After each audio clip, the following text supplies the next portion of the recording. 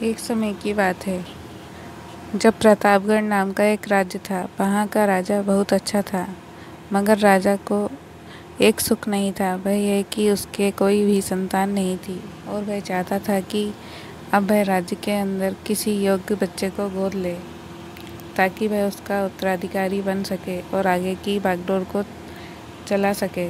और इसी को देखते हुए राजा ने राज्य में घोषणा करा दी कि सभी बच्चे राजमहल में एकत्रित हो जाएं। ऐसा ही हुआ।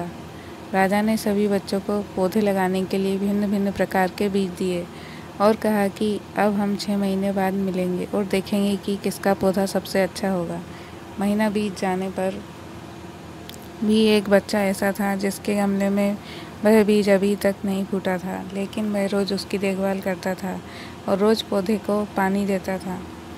देखते ही देखते 3 महीने बीत गए। बच्चा परेशान हो गया। तभी उसकी माँ ने कहा कि बेटा धैर्य रखो, कुछ बीजों को फलने में ज़्यादा वक्त लगता है। और वह पौधे को सींचता रहा। 6 महीने हो गए। राजा के पास जाने का समय आ चुका था, लेकिन वह डरा हुआ था कि सभी बच्चों के गमलों में तो पौधे होंगे और उसका गमला खाली होगा। लेकिन वह बच्चा ईमानदार था और सारे बच्चे राजमहल में आ चुके थे।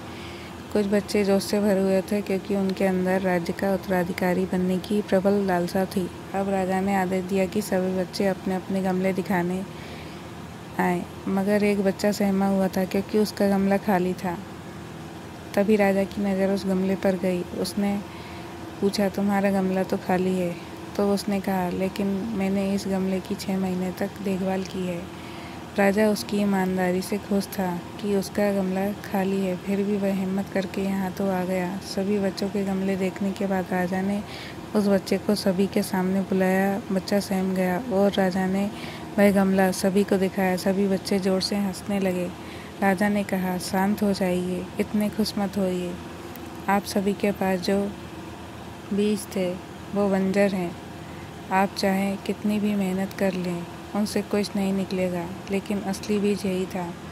राजा उसकी ईमानदारी से बेहद खुश हुआ और उस बच्चे को राज्य का उत्तराधिकारी बना दिया गया। अपने अंदर ईमानदारी का होना बहुत ज़रूरी है। अगर हम खुद के अंदर ईमानदार हैं तो जीवन के किसी न किसी पड़ाव में सफल हो ही जाएंगे।